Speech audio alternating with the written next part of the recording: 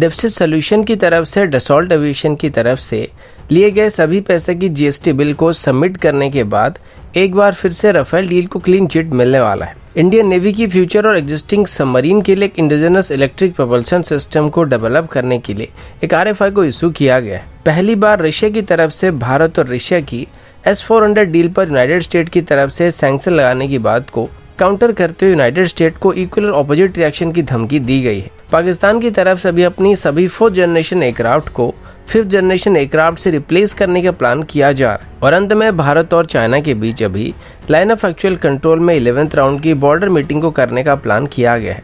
ऐसे ही कुछ और खबरों के बारे में हम आज की वीडियो में बात करने वाले हैं। नमस्कार दोस्तों, मेरा नाम है अंशुमन नायक और आप सभी का बहुत बहुत स्वागत है इंडियन डिफेंस न्यूज की डिफेंस टॉक सीरीज में, जहां पर हम रोज नए नए डिफेंस अपडेट्स के बारे में बात करते हैं। तो चलिए देर न करते हुए आज की वीडियो शुरू करते हैं।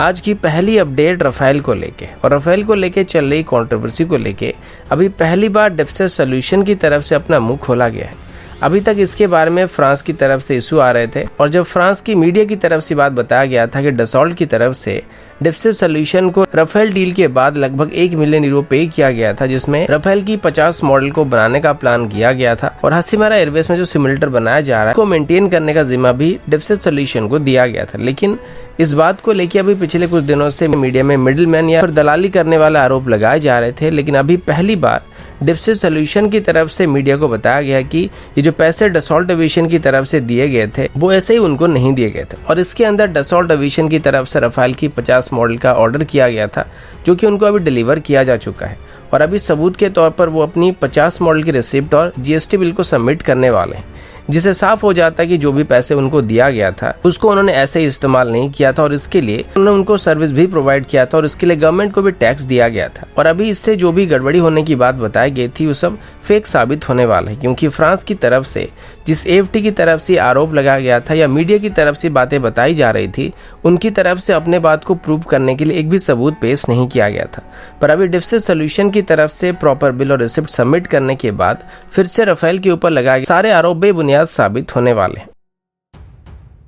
अगला अपडेट इंडियन नेवी की तरफ से। मीडिया रिपोर्ट के मुताबिक इंडियन नेवी की तरफ से अभी अपने कन्वेंशनल सबमरीन फ्लीट के लिए एक इंडिजिनस प्रोपल्शन मोटर को डेवलप करने के लिए एक आरएफआई को इशू किया गया है। इसके अंदर एक 5 मेगावाट क्लास की प्रोपल्शन मोटर को डेवलप किया जाएगा, जिसे आगे चल के नेवी अपने कन्वेंशनल सबमरीन में और सभी एग्जिस्टिंग कन्वेंशनल सबमरीन में इस्तेमाल करने वाली है। ऐसे अभी इनिशियली 6 यूनिट के लिए ऑर्डर किया गया है और इनको अभी IDDM कैटेगरी के अंदर बनाने का प्लान किया गया है। अब नॉर्मली जो डीजल इलेक्ट्रिक सबमरीन्स होते हैं उनके प्रोपल्शन सिस्टम में मेनली 4 से 5 सब सिस्टम होते हैं। एक तो डीजल जनरेटर होता है जो कि पावर को जनरेट करता है, फिर इसमें फ्यूल सेल बेस्ड बैटरी होती है जो कि चार्ज होते रहते हैं और डिस्चार्ज होते रहते हैं, और इसी के साथ प्रोपल्शन मोटर जुड़ा हुआ होता है जो कि एक शाफ्ट की मदद से सबमरीन की प्रोपेलर तक पावर को ट्रांसफर करता है, जिससे सबमरीन मूव करती है। इन सब के अलावा कुछ सबमरीन में एआईपी सिस्टम भी मौजूद होता है। अब नॉर्मली अगर एक 3 से 4,000 टन क्लास की सबमरीन की बात करें तो इनको पावर करने के लिए एक 5 से 6 मेगावाट की मोटर की जरूरत पड़ती है।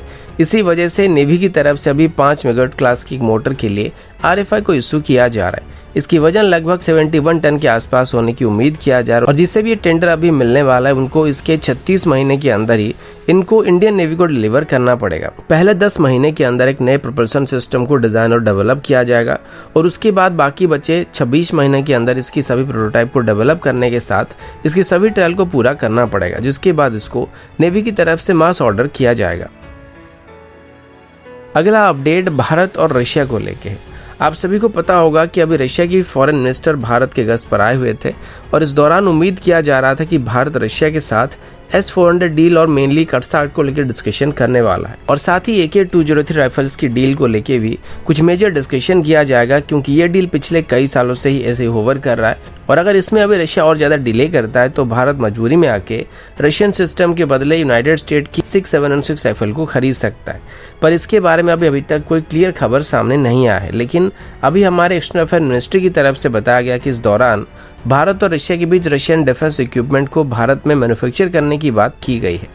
अब कौन कौन से इक्विपमेंट को भारत में आगे चल के मैन्युफैक्चर करने का प्लान किया जा रहा है ये अभी तक क्लियरली बताया नहीं गया है, लेकिन उम्मीद किया जा रहा है कि इनमें से AK-203 राइफल के डील के बारे में जरूर बातचीत किया गया होगा। साथ ही पहली बार रशिया की तरफ से भी ऑफिशियली यूनाइटेड स्टेट की तरफ से भारत की S-400 डील के ऊपर सैंक्शन लगाने की बात को लेकर रिस्पॉन्ड किया गया है। और वैसे आज तक कई बार यूनाइटेड स्टेट की तरफ से भारत के ऊपर और भारत की S-400 डील के ऊपर सैंक्शन लगाने की बात की गई थी, लेकिन कभी भी रशिया की तरफ से सीधे तौर पर इसका काउंटर नहीं किया गया था। लेकिन अभी रशिया की फॉरेन मिनिस्टर ने बताया कि अगर यूनाइटेड स्टेट की तरफ से भारत और रशिया की S-400 डील के ऊपर कोई सैंक्शन लगाने की बात की जाती है तो यूनाइटेड स्टेट को भी रशिया की तरफ से इसका काउंटर मिलने वाला है। अब ये काउंटर क्या होने वाली अभी तक क्लियर नहीं हो पा रहा है, लेकिन रशिया की तरफ से अभी यूनाइटेड स्टेट के ऊपर कोई सैंक्शन लगाया जा सकता है या फिर कोई भी मिलिट्री या डिप्लोमेटिक एक्शन को भी लिया जा सकता है। और वैसे भी अभी रशिया और यूक्रेन के बीच वापस तनाव बढ़ने लगा है, जहां पर नेटो भी आके पहुंच चुकी है, जिस वजह से रशिया और यूएस के बीच तनाव धीरे धीरे बढ़ने लगा है। अगला अपडेट भारत, रशिया और चाइना को लेके। ऐसे में 1 या 2 दिन पहले ही मैं और मेरे एक दोस्त के भी डिस्कशन चल रहा था कि अगर यूक्रेन में चल रही कॉन्फ्लिक्ट एक बड़ा रूप ले लेता है तो इसमें भारत किसका साथ देगा, क्योंकि एक तरफ रशिया है तो दूसरी तरफ फ्रांस, यूनाइटेड स्टेट और इजराइल जैसे देश मौजूद होने वाले हैं जो कि नेटो मेंबर्स हैं। और अभी वहां पर नेटो वर्सेस रशिया वाला गेम चल रहा है। तो ऐसे में भारत का किसी एक को भी सपोर्ट करना यहाँ पे बहुत ही मुश्किल डिसीजन होने वाला है। और अभी ये खबर भी सुनने को मिल रहा था कि रशिया की तरफ से अभी नेटो को काउंटर करने के लिए चाइना के साथ कोई मिलिट्री अलायंस को करने का प्लान किया गया है। और ये बात भी समझ में आता है कि अगर नेटो की तरफ से एकदम से रशिया के ऊपर हमला कर दिया जाता है तो वो अकेले पड़ जाएंगे, जिस वजह से उनके पास अभी चाइना के साथ शामिल होने के अलावा कोई और रास्ता नहीं बचेगा। अब ऐसे में मेरे दोस्त का कहना था कि भारत को यहाँ पे नेटो में शामिल हो जाना चाहिए।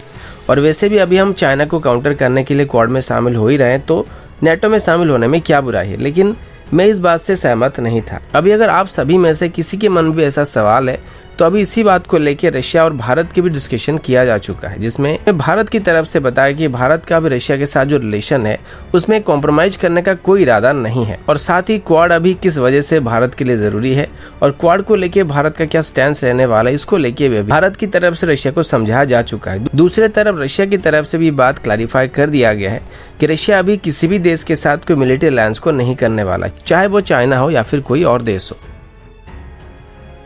अगला अपडेट पाकिस्तान की तरफ से, और अभी हम पाकिस्तान की 5th जनरेशन एयरक्राफ्ट के बारे में बात करने वाले हैं।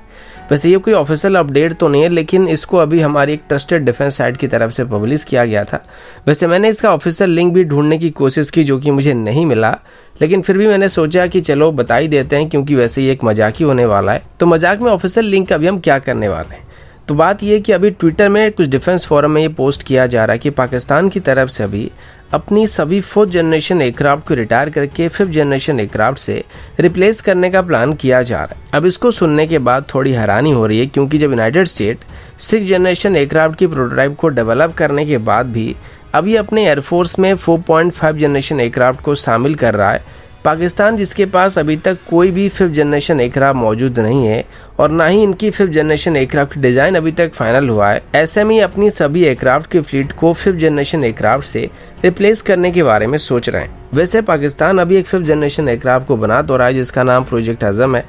इसको डेवलप करने की प्रक्रिया को 2017 में शुरू किया गया था और इनिशियल प्लान के मुताबिक इसको पाकिस्तान 2028 तक टेस्ट करने वाला था, लेकिन अभी तक पाकिस्तान की नेक्स्ट जनरेशन फाइटर एयरक्राफ्ट का डिजाइन फाइनल नहीं हुआ है। और पाकिस्तान की पेपर स्पेसिफिकेशन के मुताबिक ये एक ट्विन इंजन स्टेल्थ एयरक्राफ्ट होने वाला है जिसमें सुपर क्रूज कैपेबिलिटी होने वाली है। अब सवाल ये कि पाकिस्तान की leading aerospace company Pakistan aeronautical complex आज तक सिर्फ JF-17 को पेंट करने के अलावा और कोई भी काम नहीं करते हैं, और वो 2017 से अभी तक अपनी प्रोजेक्ट अजम की अलग अलग ड्राइंग सेट को बना रहे हैं, जो कि कभी J-20 जैसा दिखता है तो कभी F-35 जैसा दिखता है तो कभी कभी एस कॉम्बैट में साइफर डिजाइन के एयरक्राफ्ट के जैसे दिखते हैं। लेकिन आज तक भी प्रोजेक्ट अजम में किस मॉडल को फाइनल किया गया है ये अभी तक वो लोग क्लियर नहीं कर पा रहे। हो सकता है JF-17 की तरह चाइना से J-31 को खरीद सकते और उसके बाद इसको पेंट करके उसको प्रोजेक्ट अजम बुला सकते हैं।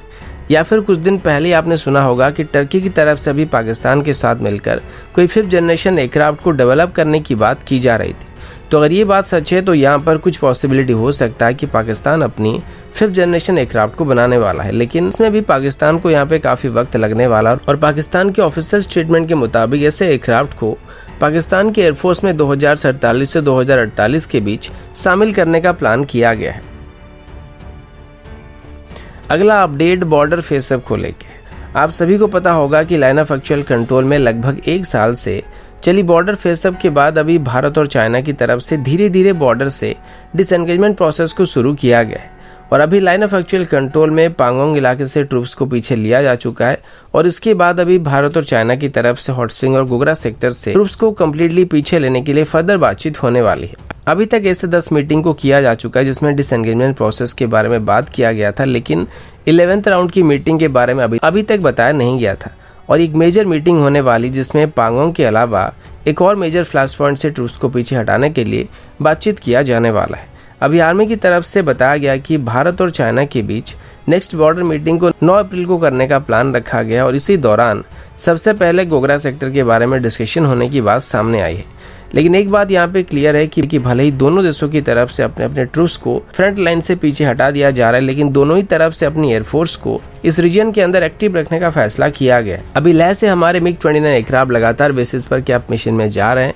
और इसी बीच राफेल को भी भेजा जा रहा है। अभी इंडियन एयरफोर्स के राफेल को 2 माइका मिसाइल के साथ लद्दाख के ऊपर उड़ता हुआ देखा गया था, जिसकी इमेज को अभी इंडियन एयरफोर्स की तरफ से ही ट्वीट किया गया था और इसकी जो लोड आउट था उसको देखने के बाद ऐसा लग रहा है कि इसको एक बेसिक कैप मिशन में भेजा गया था जिसमें अभी राफेल को देखा गया था। नॉर्मली जब सिचुएशन टेंस नहीं होते हैं तो इस तरीके की सिचुएशन में 2-2 मिसाइल के साथ ही एयरक्राफ्ट को लोड किया जाता है, जिससे बोथ VVR और क्लोज रेंज के मिसाइल शामिल होते हैं और यहाँ पर माइका एक ड्यूअल पर्पस मिसाइल होने की वजह से साथ यहाँ पर 2 ही मिसाइल को लोड किया गया था। अभी के लिए इतना ही, मिलता हूँ आपसे अगले वीडियो में, तब तक के लिए जय हिंद, वंदे मातरम।